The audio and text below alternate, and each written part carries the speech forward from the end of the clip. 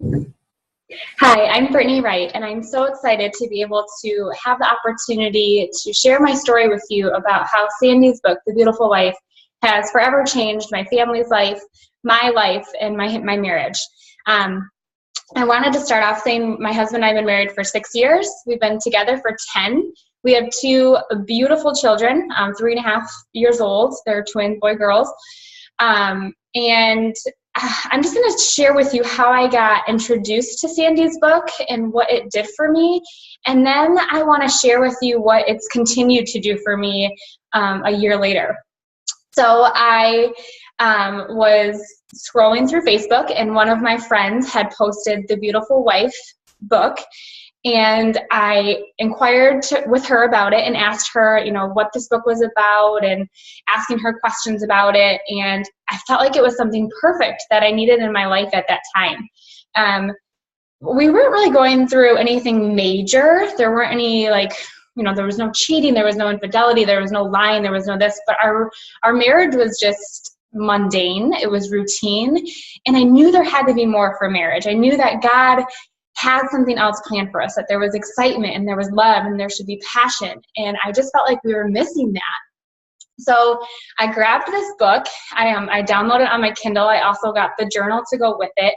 And I started doing it. I got up every morning and I really focused on reading the chapter and doing the challenges and what came with it. And just reading about how to change my marriage, I had to change me. And not in a bad way, but I needed to focus on me. And I wasn't going to be able to have a better marriage until I took the focus on what he was doing wrong and started looking at myself and what I was doing wrong and where I could be a better spouse and how I could better love him and value him and pray for him.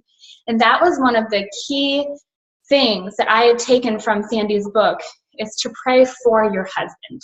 And so often we pray for change and changing this about him and praying that, God has this circumstance to be changed in his life. But more so, what can you pray for your husband? How can you love him that day? How can you show him grace? How can you show him mercy? How can you show him love and affection like Jesus shows us? And so I really started praying over my husband, and I started asking him, what can I pray for you today? What can I pray about? And sometimes it was work related, sometimes it was health related, sometimes it was stress, and sometimes over time I started to be able to know just what I needed to pray about. And I could start feeling that connection with us because I started making some changes and I started doing what I could to change our marriage.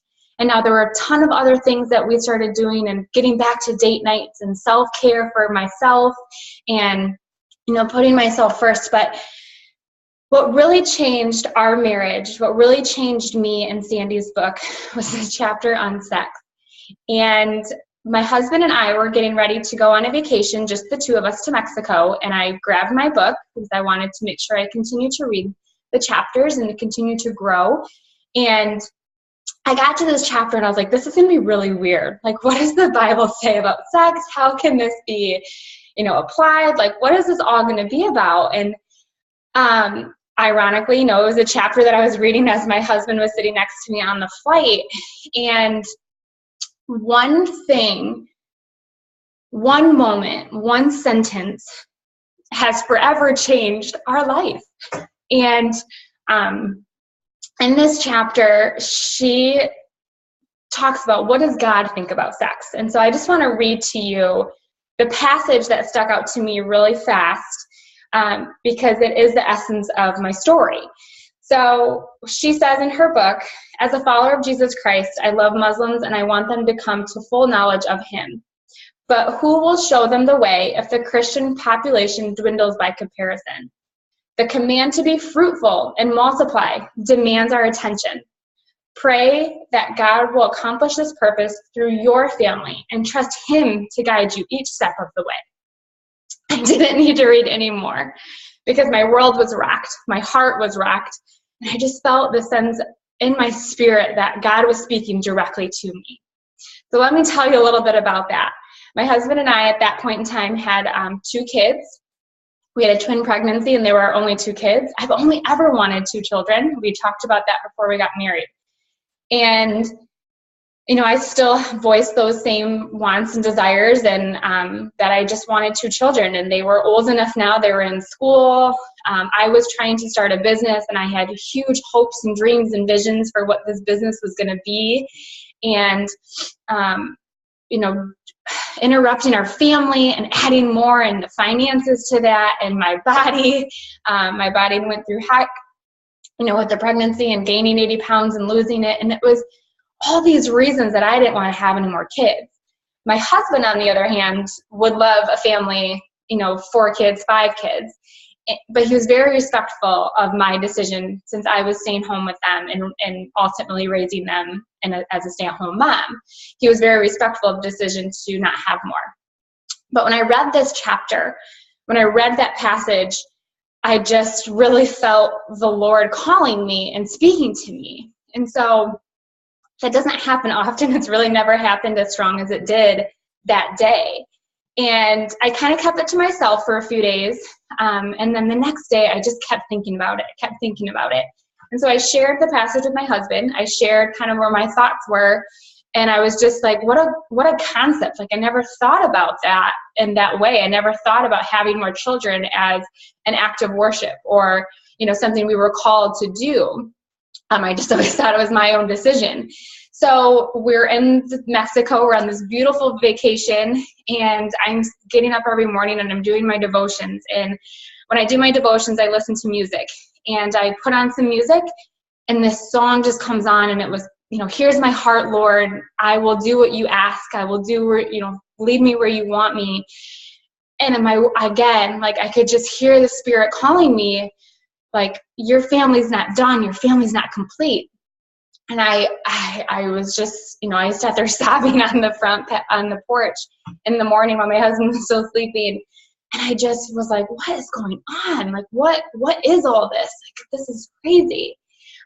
So fast forward, during that vacation, my husband and I had good conversation about it, and just where my heart was and what I was thinking and what I was feeling. And, and this is one thing that I hope you take away from my story, is that those little moments, that you read something out of a book that you've never, and it makes you feel something you've never felt before, pay attention and dwell on that and listen to that and soak that up. I did that the whole vacation. I just really focused on those words and what God was speaking to me. But then I also took it further, and I started praying about that. And I started seeking advice from mentors in my life that may have been called to do something, because I did not want to have more kids. I did not want that for my family. I did not want that for myself. And I remember when I was reading through all these reasons as to why I did not want to have more kids, they were all selfish. None of them were, real legit reasons. Financially, we could afford it. My body was healthy. I have a loving husband. We have 2 healthy, beautiful children. We have a home that can have another kid. We have a car that can have another kid.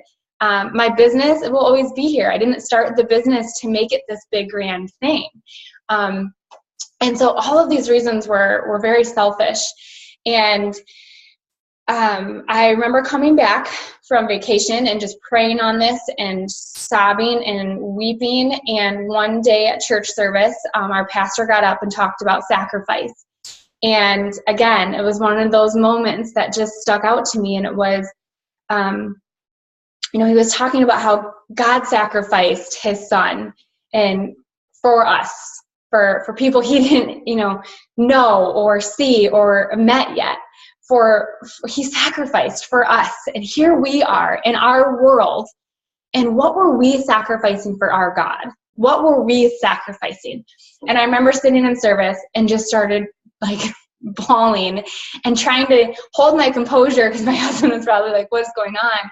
But I just remember sitting there and thinking about my list of reasons that I did not want to have more kids, and feeling this pull on my heart after reading Sandy's passage about a command that God has called us to be fruitful. And was I willing to sacrifice my selfishness and my list of wants and desires for my life for God's purpose for my life. And I went home that day and I, put the kids down, and my husband and I talked, and I just started crying again. And I said, God's not done with our family. I said, I'm really trying to process this. I'm really trying to come to grips with this and see where this all plays into his purpose and his plan. But I just need you to know that that's where my heart is.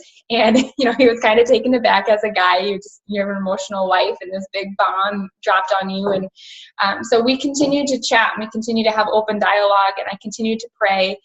And I just decided that I needed to continue to take steps of faith to show God that I'm willing to say yes.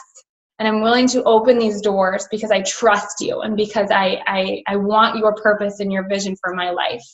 And at that point in time, we had, birth control. So I went in and got the birth control taken care of, or tried to, and we hit 2 roadblocks with that. And I remember feeling like, I really feel called to do this. Why do I keep hitting these roadblocks?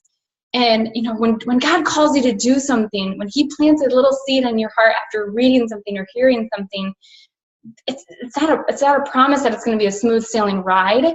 But it's a promise that if you continue to say yes to him and you continue to show your obedience, that he's going to continue to open those doors. And so each time we hit a roadblock, God prevailed with a solution, and he was in our favor.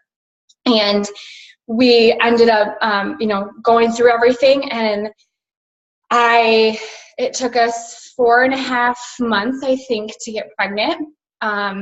And through that, I remember feeling discouraged again, because we got pregnant really fast with the twins. I was like, man, another roadblock. Here we are again. But through those 4 months, I had the privilege to talk to 2 other of my friends who were going through the same story, and, felt called to have more kids, but were afraid and were fearful. But now they both have 2 brand new babies. One is 4 months old and one is 6 months old. And so sometimes when God calls you through something, it's to share. It's to nurture other relationships. It's to nurture other people. It's to minister to other women, and to be able to share your journey and to shed his love. And I came to a point in October of last year that I was like, you know what? Maybe that's what my purpose was. Maybe my purpose was really not to have more children, but maybe my purpose was to be able to share my story and to share my heart with these women who were meant to have more children. And again, when you just realize that the journey you're on isn't going to be all rainbows and butterflies, and there's going to be roadblocks, but if you just continue to say yes, God's going to prevail for you. And December 5th, 2015, I took a pregnancy test, and we were pregnant.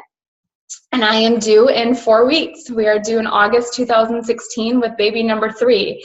And, God has continued to just amaze me with his grace and with his promise. Remember those big business plans I had, those big business goals? I accomplished those in 2015. I hit those milestones in my business. I created a community of women that I love and cherish, and I did that. And I know that I was able to accomplish that because I said yes to what God had planned for me.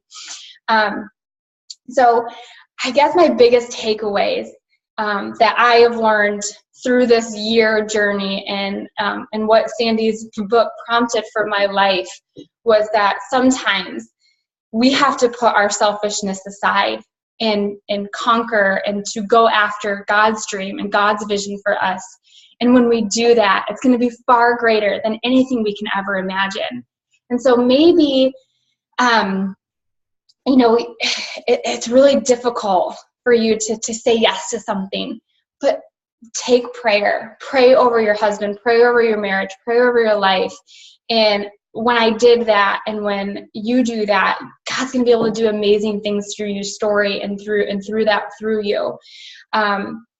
So I've just been really blessed by one little paragraph in this chapter of this book, but it has brought such joy and closeness in my marriage. My husband was excited and just so grateful to add to our family.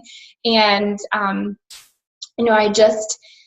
I just love to see what God's done in our family. And I just encourage you to listen to your heart, follow where God's leading you, and those little seeds, those little whispers, those little, spirit gut checks, listen to them, pay attention to them, because God's got something great planned.